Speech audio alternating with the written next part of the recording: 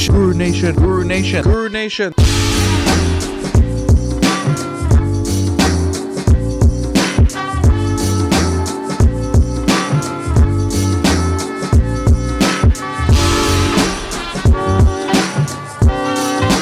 Guru Nation, thank you so much for watching, listening, wherever you are. Make sure you like, subscribe, comment, share in the show notes and under the video, right? We got super special guests. We are in both of our alma mater. That's right. Backyard, baby. U of A. For those that don't know, we're at SOS. Hopefully it's coming out on the camera. Yeah. Scott from MedVector, he's one of the co-founders. Yep. You've been running it. You and Ted, who I've met and actually had on the podcast before. Thank you guys so much for coming out and supporting us. And you're super engaged in the front. You guys are trying to understand the industry really well. I can tell based on your engagement. Well, it's more than that, right? It's not just trying to understand it. It's trying to tip it over. I saw the last panel got a little spicy with the FDA auditor. I was in the back just enjoying eating popcorn. Well, so I actually went and got the FDA guy's card afterwards because that's good, dude. We like having those conversations. And it's really interesting because the industry, it's almost like flipped itself. So it's an industry that must be embedded and rooted in innovation. But right now the culture is it chooses and values caution over innovation, which is unsustainable. That's what you discussed with the oncologist, Dr. Al. My boy, Dr. Al Jazairli. Yeah. Mm-hmm. And you actually asked a really good thing. You said, hey, you're here advocating for change. Although I'm not sure he necessarily is.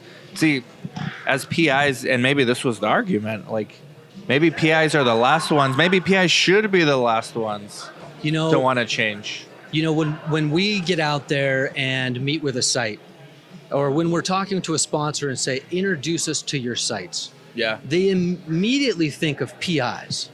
Right. And that's not who I want to talk to. I want to talk to the site owners. My coordinators. I want to talk to the coordinators, the managers. Yes. I was trying to, the party last night was lit. I was trying to introduce you to my coordinators. Maybe tonight, are you coming? Yeah. Because I know how it works. Of course am I coming. Come on. My PI could care less what you want to do. It's the coordinators are the ones that have to implement all these things. The PI's role, Dr. Al was absolutely right. I think he sat right here when he said it. My job is to the patients. It's not to anything else. Mm-hmm. And that's true. How do you feel about that, dude? Do you think that's proper? There's a role for everyone to play to move the industry forward. And there was a great point that was made. I can't remember who made it, but the point of the whole thing is to enhance patient safety for everyone, right? It's about moving healthcare forward, right? We're not experimenting on people. We're proving that the things work the way that we say that they do and look for potential side effects. So these are all important, but the reason that we do it is for the bigger picture, right? And so we have a wave of innovation heading our way, right? So the word experiment is we don't spicy. Do that and I disagree. What's the argument for that? What do you mean we don't do it? Because a lot of people would argue clinical trials still are experiments. Well, by definition, yes, but we're not taking a human and going, I wonder what happens if we do this. Gotcha. We're not doing that. They're better regulated. There's more oversight. Yes. And there's you have to get past preclinical and the machine testing, and so it's a lot different than what it used to be. Yeah, fair enough. But speaking of all this new technology, right, with gene sequencing, with AI, with gene therapy, and all of the other innovations, all the MABs, all the GLP-1s, everything that's coming out. What are they all going to need to get to market? Well, they're going to need more indications. Clinical trials. Yeah. Every one of them. Every new technology. And to your point, a lot of the doctors using, let's just say, Ozempic in the market, off-label. Mm-hmm. Is that an experiment? Well, I don't know. I don't want to speak to that. Right. I get your point because it's unclear, and we've kind of evolved. The industry kind of evolved where there's so many ethical oversights. You can argue it's really not experimental anymore. I get your argument. It's by definition still experimental, but it's really more of proof of the conclusion. Yeah. Right. Yeah. So it's validating more so than it is experimental. The safety profile's better understood, I think, on most IPs by the time they get to phase 3 than in previous decades.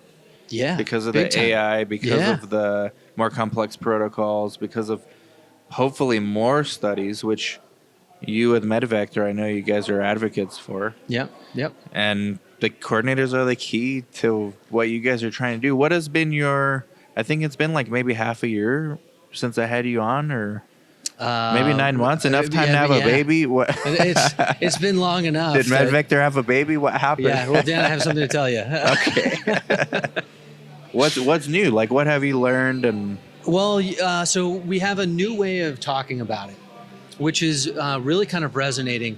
And so we've taken a step back from how it works, and we've moved into what's applicable. And so this new way that we talk about it, we call it HCP recruitment. And HCP healthcare provider. Yep. And so what we do is we work with the site, and then we analyze their protocols. Then we see which protocols are a fit for MedVector. Then we identify local HCPs that would have potential patients for your studies. And then we go and approach those, like old school pharmaceutical reps. We go approach those doctors and say, this is the protocol that we're trying to do. This is how MedVector works. And you know what's happened? No. Almost every healthcare provider that we've approached has given us access to their EMR. Wow. Yeah. And given the site why they access trust to the you, EMR. or what is it like? Is it in your approach, or It's that they trust that they're not going to lose any patients through our approach. right? And so when we think about patient recruitment, that's already like a category, and it's siloed in kind of everyone's head, right? Yeah. But this is a new category of HCP recruitment. So it fits because we understand it, but it's separate. And so that's how we've been talking about it lately, and it's really resonating. And it also gives us a whole bunch of data that we can figure out before you and I go talk to the sponsor together.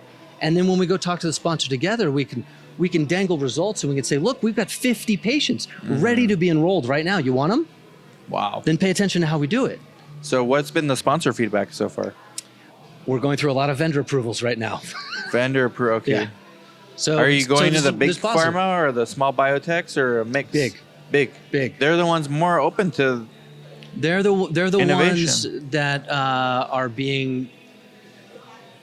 They're a longer process for them to act, but they see the writing on the wall. Like right now, I believe that the pharmaceutical industry is unsustainable the way that it's currently being run. For clinical research or for R&D? Yeah, because it's an industry that has to be rooted in innovation. And right now, everyone values caution over innovation. That doesn't mean we have to pick one or the other. That doesn't mean we should throw caution out the window. But the excuses that we get for why we don't want to use eSource or why we don't want to do this is because there might be a fire. Or because that's how we've always done it. Or that's how we've always done it. But nobody says that's how we've always done it. It's always just been, well, that's what the FDA wants, right? And so there's this perpetual fear in the market. It's because it's the bird in the hand. Yes, except it's failing. Like the bird's dying. The bird's crapping in your hand. And so everybody's complaining. I mean, here we are at Save Our Sites. Yeah. Everyone's complaining that we need change. It's interesting. How do we find more patients? But everyone's so rooted in fear. What did they say? Because I missed the diversity panel. That's like a prime area for MedVector to shine. Yeah. Were you involved in that one? I was not. And in yours, I had to remind myself that I was not on the stage. But yes, diversity is a big thing. Yes, and because that's the selling point now. Everybody wants that in the studies. It's not so much a selling point as it is permission to step outside the box. So there's a lot of people on the pharma side that are afraid to try anything new. And so this is forcing them to go find something new. And so MedVector is one of those solutions. And as far as diversity, when we think about how do we make clinical studies more diverse, we go, well, we need more diverse patients. And so the first thing that everybody points to is we need more diverse investigators.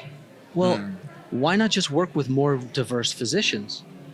Why not empower our local community physicians Right.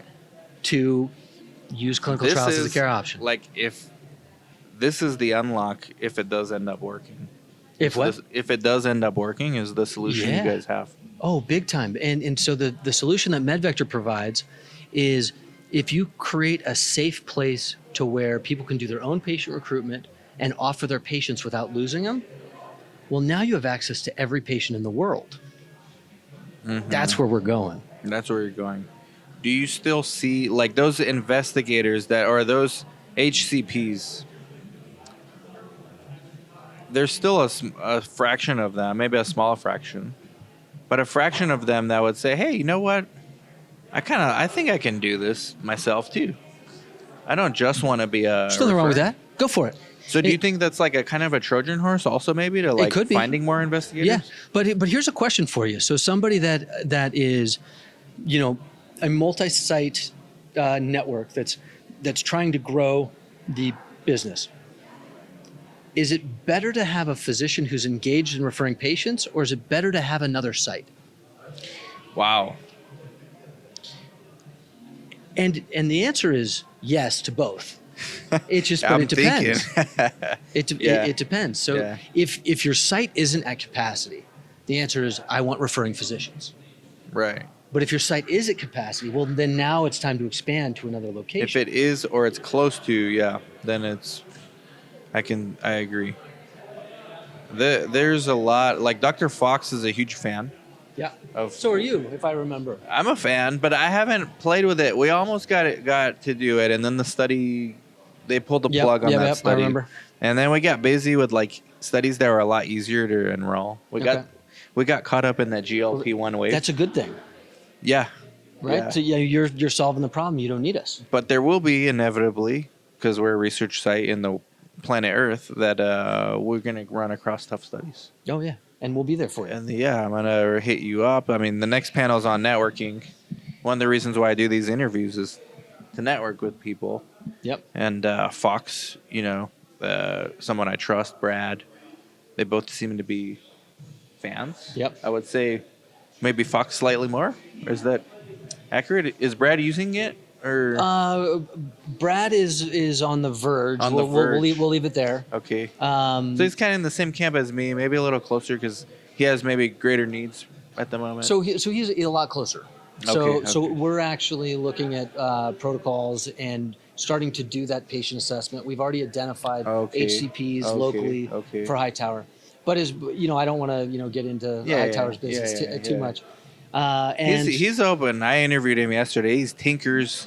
Credit to him, like for advocating change. He is. He actually practices what he preaches, and he's all into. You know, I met Brad on LinkedIn, and he came in as kind of a troll on one of my posts to be like, you can't do it like that. He will troll. And what I love about Brad is instead of him just digging in his heels, he listened, and he went, "Huh. That's interesting. Let's talk." And that's how Brad and I got to know each other. And that's what other sites should be doing too, because I do think it's worth listening to. I'm glad you're here. Did you put anything on the wants and needs board? No, I need to go look at it. You should, because my job is to pull some off and read them on this next panel. Okay. All right. right. I'm sharing the secret with you. All right. That was like the spoiler for you. Yeah, don't tell anybody. I told like 3 other people.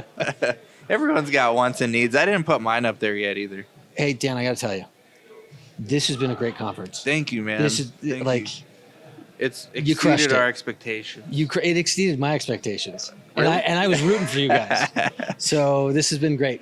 Congratulations. Thank you so much, man. That means a lot. Like you go to a lot of conferences. Yep. And that means a lot coming from you and these tech vendors do go out. They get out and they had nothing but good things to say. I'm sure it's not perfect, but for the first one, couldn't have been happier. Unbelievable for the first one. And a rainy day in Tucson. I mean, the anomaly of that. Like it's not summer.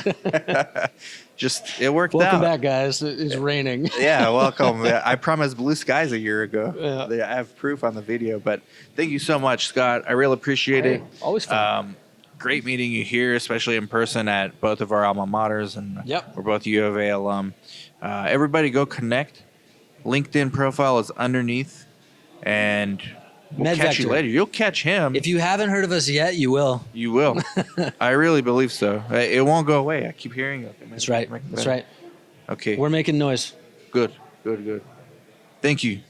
Bye-bye. Hey, if you guys like that kind of content, make sure you like, subscribe, comment, share. Stay tuned for more videos.